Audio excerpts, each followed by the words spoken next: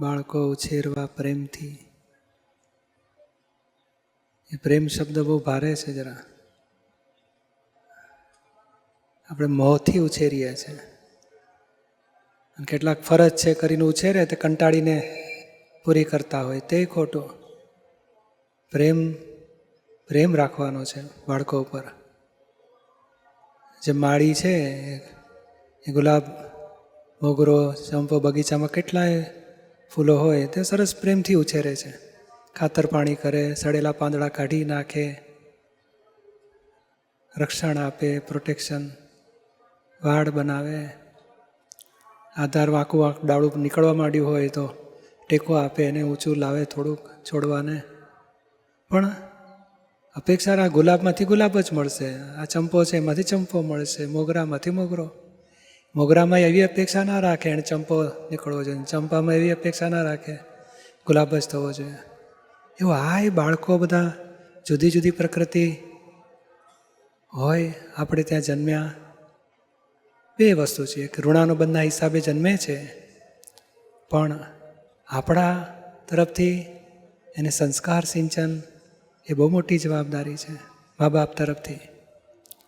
અને મા બાપની સંસ્કાર બાળકને આપવામાં સૌથી પહેલી શરૂઆત તો હસબન્ડ વાઈફે બહુ સંસ્કારી થઈ જવા જોઈએ. એકબીજાની ભૂલો કાઢે, એકબીજાને દુઃખ આપે, એકબીજાને આર્ગ્યુમેન્ટ કરે એકબીજા સાથે. એ છોકરા જુએ ને તો એમને એમ જ બગડતા જાય. કંઈ પણ કહેવું એ હસબન્ડને વાઈફને કે વાઈફે હસબન્ડને, છોકરાની ગેરહાજરીમાં કહો. હા, નોર્મલ પ્રેમવાળી વાતો છોકરાની હાજરીમાં ભલે થાય, કંઈ વિખવાદવાળી હોય, કંઈ ભૂલચૂકવાળી હોય, મતભેદવાળી વાતો હોય એ પ્રાઇવેટલી સમાધાનપૂર્વક ઉકેલ લાવવો જોઈએ.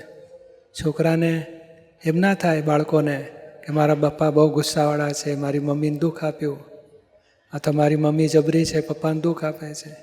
એનો ફોટો બાળકોમાં ના પડે. સંસ્કાર ઉત્પન્ન થશે. એ જોઈને જ શીખતા હોય છે. પહેલાંના જમાનામાં ફોટા પાડતા હતા, હવે તો ઓડિયો વિડીયો હાથે જ રેકોર્ડિંગ કરે આપણું બધું, આપણને સંભળાવશે મોટા થઈને. પ્રેમથી એટલે શું? એ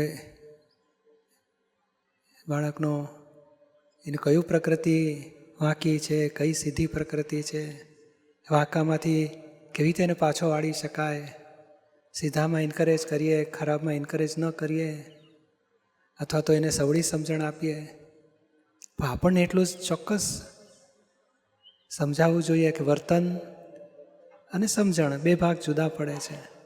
વર્તન એ પ્રકૃતિ બંધારણ પૂર્વકર્મના હિસાબે લઈને આવેલો છે.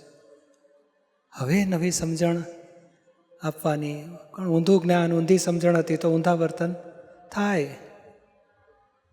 જૂઠું બોલી નાખે, ચોરી કરી નાખે, કોઈક દાડો ગુસ્સો કરી નાખે, ધાર્યું ના થાય તો જીદે ચડે. તો આપણે પ્રેમથી વાળતા આવડવું છે. પ્રેમ એટલે શું? એ સારું કરી આવે તો ઉછાળો ના, અમારો બાબો હા આમ કર્યું એવો ખુશ મમ્મી પપ્પા થાય. અને બાબો ખરાબ કરી આવે તો દીવી નાખે. એ બેઉ પ્રેમ ના કહેવાય. એ બધું આસક્તિવાળો શું? સારામાં છકી જાય, નબળામાં દુઃખી થાય, આસક્તિ.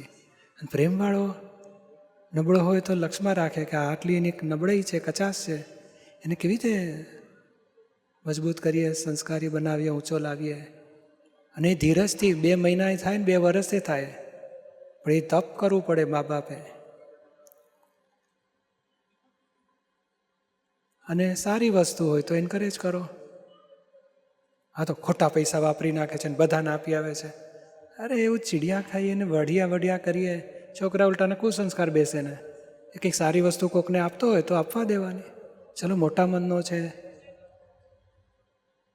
એટલે સારી વસ્તુ આપણને, આપણી પ્રકૃતિ લોભી હોય તો પેલો કંઈ સારું કરતો હોય તો ગુસ્સો કરી નાખે.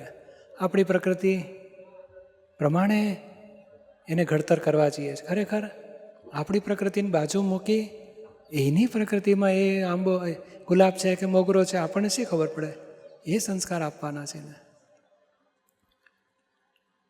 આ તો માળીને વધારે ખબર પડે. અમુક જાતનું ખાતર અમુક છોડવાને નાખે, અમુક જાતનું ખાતર અમુક છોડવાને નાખે.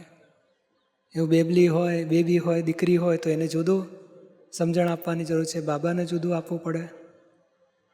આ તો વાતે વાતે કહું, જો બેન આવું કરે, તું આવું કરે છે ને, તને નહીં મળે, બેનને આપીશ, લ્યો. એટલે બે અંદર વિખવાતા. છોકરા પાછા એટલા હાઈપર છે, તરત સંભળાવી દે થોડા દાડા, મમ્મી તું મને પ્રેમ કરતી જ નથી, તું બેનને જ પ્રેમ કરે છે, લ્યો. આટલું બધું કર્યા પછી સર્ટિફિકેટ આપ્યું આપણું. કારણ એ પ્રેમ નોંધ કરે છે કે તમે ચીડાવો છો, અકળાવો છો, કમ્પેરિઝન કરો છો, બધું હર્ટ કરે છે. અને સૌથી વધારે ખરાબ વસ્તુ તો કહે ને, આપણી અપેક્ષા પ્રમાણે ના ચાલ્યો તો કેટલા નેગેટિવ વાક્યો બોલે છે. તું તો ભણતો જ નથી, ઠોઠિયો જ રહેવાનો છે, ઊંચો જ નહીં આવે, મમ્મીનું સાંભળતો જ નથી, બહુ જિદ્દી થઈ ગયો છે. જો બેન કેટલું સરસ ભણે છે, મોટી થશે, ડૉક્ટર થશે, તું તો મજૂર જેવો જ રહીશ, લ્યો. અરે ના બોલાય. એક આ નેગેટિવ વાક્યો માણસને બહુ ડિફોર્મ કરી નાખે, બાળકોને. આ બહુ મોટી કાળજી રાખવી છે કે એ નબળો હોય તો કહેવાય, ના તું બહુ હોશિયાર છે, તું ભણી શકે એવો છે, તું સરસ નક્કી કરીને બેસીશ ને તારાથી બહુ સરસ ભણાશે. ઓછા માર્ક આવે પણ બીજી વખત મહેનત કરીશ તો ઊંચા માર્ક લાવી શકીશ તું. દરેક વાક્ય સવળા બોલવા એક નિયમ લઈ લેવો જોઈએ કે અવળું વાક્ય બોલતા પહેલાં મોઢું બંધ કરી દેવાનું. આવડા વિચાર આવે કે આવું કેમ ઊંધું કરે છે, તો અવળું બોલવું નથી, સવળું બોલીએ. એમ કરતાં કરતાં કોઈ કમ્પેરિઝન કે ભૂલ કરીને આવ્યો હોય ને તો કેટલી વખત કહે, આ અમારો નાનો બહુ જિદ્દી, વાતે વાતે ખોટું જ બોલે છે, સાંભળતો જ નથી કોઈનું, મહેમાનો સામે બોલી નાખીએ. એટલે પેલાનું વધારે મગજ પટકે, મારું બગાડો છે આબરૂ, હું જોઈ લઈશ, વધારે કરીશ, જાઓ શું કરશો તમે. એટલે બોલો એ અવળી વસ્તુને જાહેરાત કરી, બધાની વચ્ચે બોલીએ, એને કે શું સુધારવો છે, સાંભળતો નથી, એટલે પછી હવે એ બોલ્યા ને એટલે પેલો વધારે બગડે. એટલે મા બાપની બહુ મોટી જવાબદારી આવે છે કે કયા શબ્દો બોલવાથી શું પરિણામ આવશે, એન્કરેજ કરવા કેવા શબ્દો બોલવા, ડિસ્કરેજ કરવા કેવા શબ્દો બોલવા, કઈ વસ્તુને એન્કરેજ કરીએ, કઈ વસ્તુને ડિસ્કરેજ કરીએ. પ્રેમ બહુ જુદી વસ્તુ છે. આ તો બધું મોહથી, આસક્તિથી. આસક્તિ એટલે શું, અપેક્ષા હોય, મારો છોકરો મારા કયા પ્રમાણે રહેવો જોઈએ. અને છોકરા ઓછા વધારે માર્ક લાવે એમાં પોતાની આબરૂની એટલી પડી હોય કે છોકરાને બધા વચ્ચે કેટલું ખરાબ દેખાય. છોકરાને કેમ આમ ધ્યાન નથી રાખતા, લોકોને ખરાબ દેખાય એમાં છોકરાને ટીપી નથી નાખવો. એને છે નબળો હોય, કારણ એને અમુક બીજી આવડત સરસ હોય, ભણવા સિવાય બીજી આવડત હોય, બીજું હોય, ત્રીજું હોય. એને સારી વસ્તુ કઈ છે શોધી કાઢવું પડે, નિરીક્ષણ કરવું પડે, ઓબ્ઝર્વેશનમાં લઈને. અને ખરાબ વસ્તુ કઈ બની જાય છે એ પણ ઓબ્ઝર્વેશનમાં લાવવું છે. અને ધીમે ધીમે ધીમે ખરાબમાંથી બહાર નીકળે, સારામાં આગળ વધે. એ બધી જવાબદારી મા બાપની આવે છે. અને ત્રીજો એક એવો ઉપાય છે, આ સત્સંગનો આપણને મળ્યો છે માહોલ, તે જીએનસી ગ્રુપ બાળકોને સત્સંગના વાતાવરણમાં મૂકીએ, આપણે સત્સંગમાં આવીએ, છોકરાઓને સત્સંગમાં લાવીએ, તો ચોક્કસ એ બીજા બાળકો સાથે પોતાનું જુએ કે હું તો બહુ જીદ કરું છું ને આ તો કેટલા સરસ પ્રેમથી રહે છે, એને એમને એમ સંસ્કાર ઉત્પન્ન થાય. એટલે સંસ્કારી ટીચર હોય, ગુરુ હોય, સંસ્કારી વાતાવરણમાં મૂકીએ તો એમને એમ સંસ્કાર ઉત્પન્ન થતા જાય. ઘણા મા બાપોનો અનુભવ છે.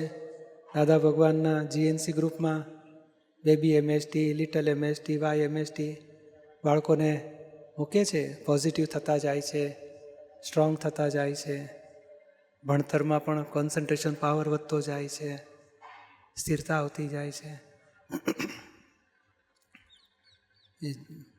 એ પોતાની ભૂલ સમજતો થાય છે, પ્રતિક્રમણે કરતો થાય છે. એટલે આવી બધી વસ્તુ એને સંસ્કારી વાતાવરણમાં ઉત્પન્ન થઈ જ જાય. અને એ આપણે કનેક્ટ કરી શકીએ ને. ભણવા માટે સ્કૂલમાં મોકલીએ છીએ ને, એવું આ સંસ્કાર માટે સ્કૂલમાં મોકલવાનું, દાદા ભગવાનની જીએનસી ગ્રુપમાં, તે સંસ્કાર મળે.